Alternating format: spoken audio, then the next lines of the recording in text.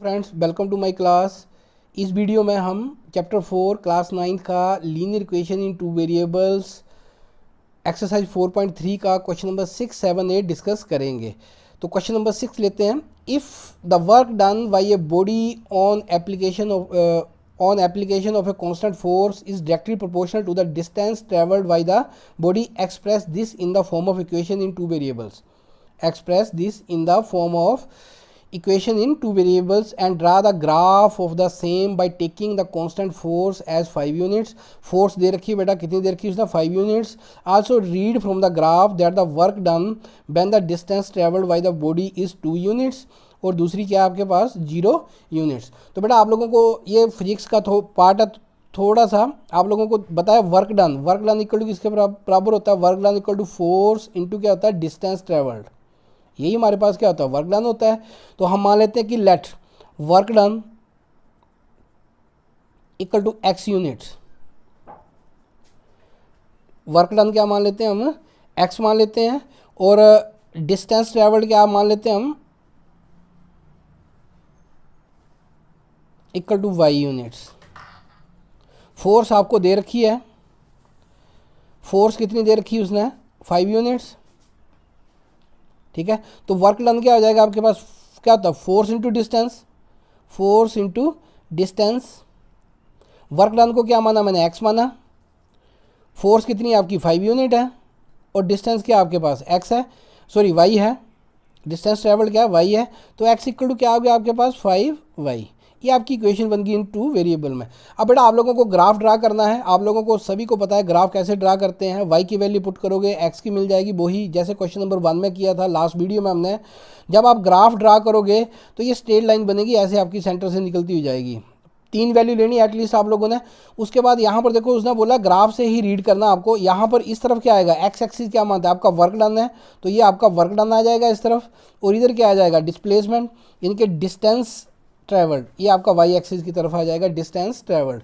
तो जब आप यहाँ पर वाई की वैल्यू पुट करोगे, देखो ये आपका 1 है, ये 2 है, ये 3 है। 1 यूनिट का मतलब यहाँ 2 यूनिट यहाँ है। तो उसने क्वेश्चन में पूछा है कि 2 यूनिट डिस्टेंस ट्रेवल्ड, तो डिस्टेंस ट्रेवल्ड ये आप लोगों ने यहाँ से ऊपर की तरफ जाना है, ये आपका जिस जहाँ पर ये कट करेगा वहाँ से इस तरफ मूव कर जाना आप लोगों ने, ये ठीक है। तो ये आपका हो गया 2 यूनिट्स वर्क डन, ये आपका वर्क डन हो गया 2 यूनिट्स। और बोला कितनी डिस्टेंस ट्रैवल करेगा जब वर्क डन कितना होगा 2 यूनिट होगा, तो वर्क डन 2 होगा। तो यहाँ से आप लोगों ने ये आपका क्या मिल जाएगा आपको, जब बाई एक्सिस के ऊपर जहाँ पर कट करेगा तो आपका ये मिल जाएगा डिस्टेंस ट्रैवल्ड। बेटा ये जरूरी नहीं है, वर्क डन को आप वाई भी मान सकते हो, डिस्टेंस को क्या मान सकते हैं एक्स मान सकते हैं। तो डिस्टेंस आपकी इधर आ जाएगी, वर्क डन इधर हो जाएगा आप लोगों का, ठीक है। तो आप लोगों ने एक्स एक्सिस जो उस हिसाब से आप लोगों ने एडजस्ट कर लेना आपका यूनिट्स बक्सा बेटा उसी हिसाब से मानना आप लोगों ने। जो 1 स्क्वायर बॉक्स है, 1 स्क्वायर यूनिट्स आपका ये ग्राफ में होता है, उसको आप चेंज भी कर सकते हो। मान लो एक्स एक्सिस में 1 ले रहा हूँ क्योंकि ये मेरा 5 टाइम्स आएगा, तो आप लोगों को इस तरफ चेंज कर लेना। जैसे एक को आप 10 मान लोगे, दूसरा क्या हो जाएगा 20, फिर क्या हो जाएगा 30। ऐसे आप लोगों ने इसको सॉल्व करना है। Question number 6, Yamini and Fatima, 2 students of class 9th of school, together contributed for ₹100 towards the prime minister relief fund to help the earthquake victims. Write the linear equation which satisfy this data. बेटा देखो यहाँ पर एक बात clear कर दी उसने कि यामिनी और फातिमा 2 लड़कियाँ थी, दोनों ने ₹100 का कंट्रीब्यूशन किया है। अब किसने कितना किया हमें नहीं पता है, दोनों का ही नहीं पता है, ठीक है। तो हम मान लेते हैं कि let contribution of Yamini ₹X मान लेते हैं, और कंट्रीब्यूशन ऑफ फातिमा क्या मान लेते हैं हम ₹Y। अब देखो अकॉर्डिंग टू क्वेश्चन एक बड़ी सिंपल सी बात है, क्लियर कट है कि दोनों का कंट्रीब्यूशन कितना है ₹100। दोनों मिलकर कितना कंट्रीब्यूट करती हैं 100। इनके इन दोनों का प्लस करेंगे, अकॉर्डिंग टू क्वेश्चन क्या आएगा x plus y equal to क्या आ गया मेरे पास 100 आ गया। x इक्वल टू क्या आ जाएगा 100 माइनस का y, ट्रांसपोज कर दिया, इक्वेशन बन गई। मैंने क्योंकि मुझे ग्राफ ड्रा करना था, 100 माइनस y आ गया। अब बेटा यहाँ पर अक्सर क्वेश्चन में गलती कहाँ होती है, अब देखो 100 जब आप ग्राफ ड्रा करोगे तो y की वैल्यू यहाँ पर 1 और 2 नहीं लेनी है, यहाँ पर y की वैल्यू बड़ी लेनी है, क्योंकि 100 माइनस होगा, ग्राफ ड्रा करने में दिक्कत आएगी आपको। तो y की वैल्यू जैसे आप यहाँ पर y की वैल्यू 40 ले लेना, 60 ले लेना, 70 ले लेना, 100 ले लेना, बड़ी वैल्यू लेनी है यहाँ पर x की। 1 2 3 लोगे तो ग्राफ आप ड्रा नहीं कर पाओगे। तो आप लोगों ने क्या करना है यहाँ पर, क्योंकि मेरी ये कांस्टेंट वैल्यू बड़ी है तो यहाँ पर y की वैल्यू क्या करोगे, बड़ी। मान लो मैं यहाँ पर पुट कर देता हूँ, y को क्या पुट करूँगा मैं 40, तो x कितना आएगा आपका 100 माइनस 40 इक्वल टू क्या आ जाएगा 60। तो आपको पॉइंट मिल गया 60,40। ये आपने टेबल बना के अच्छे से करना है इस चीज़ को। क्वेश्चन नंबर 8 देखो, in countries like USA and Canada temperature is measured in Fahrenheit, whereas in countries like India it is measured in Celsius. Here is a linear equation that converts Fahrenheit to Celsius. आपका ये आपको relation दे रखी है Fahrenheit और Celsius में, ठीक है।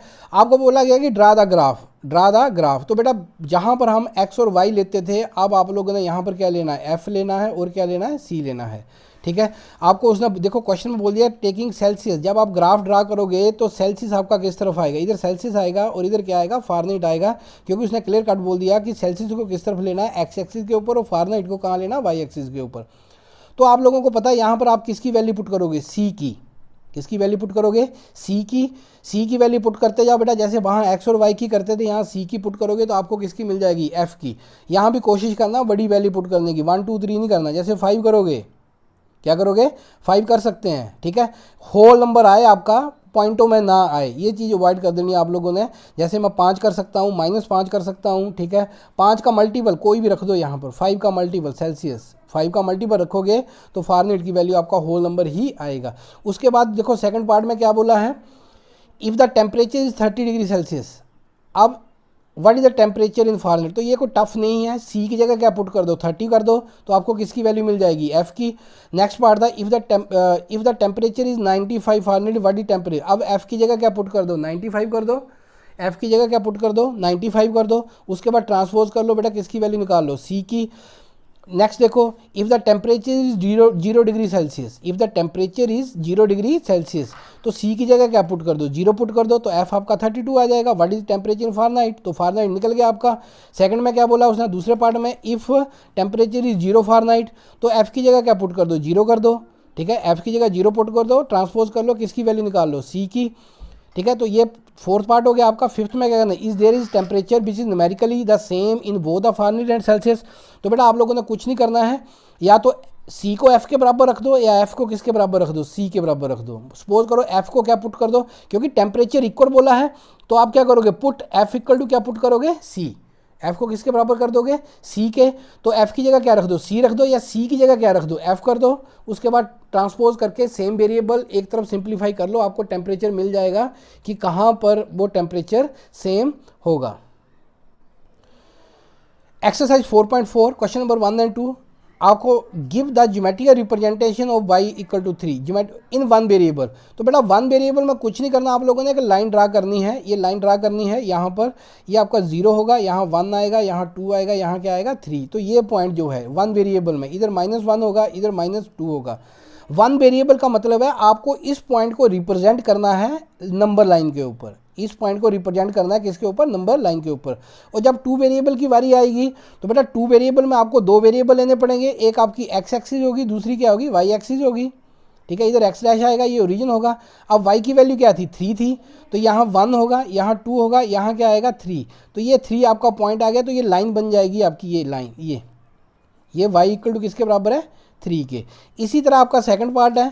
Second part में देखो, give the geometrical representation of 2x plus, अब देखो 2x प्लस 9 इक्वल टू 0 है, 2x इक्वल टू क्या आएगा आपका -9 आएगा, x इक्वल टू क्या आएगा -9/2, तो x इक्वल टू कितना आ गया, माइनस का 4.5। अब वन वेरिएबल में क्या करोगे आप, नंबर लाइन के ऊपर रिप्रेजेंट करना है, नंबर लाइन ड्रा कर लो, 0 ये 1 ये 2, ठीक है, इधर 3 ये 4 हो गया, ये क्या हो गया 5, तो -4 इधर -1 -2 -3 -4 और इस तरफ क्या आ गया आपका -5, तो -4.5 था, तो -4.5 आपका यहाँ लाई करेगा।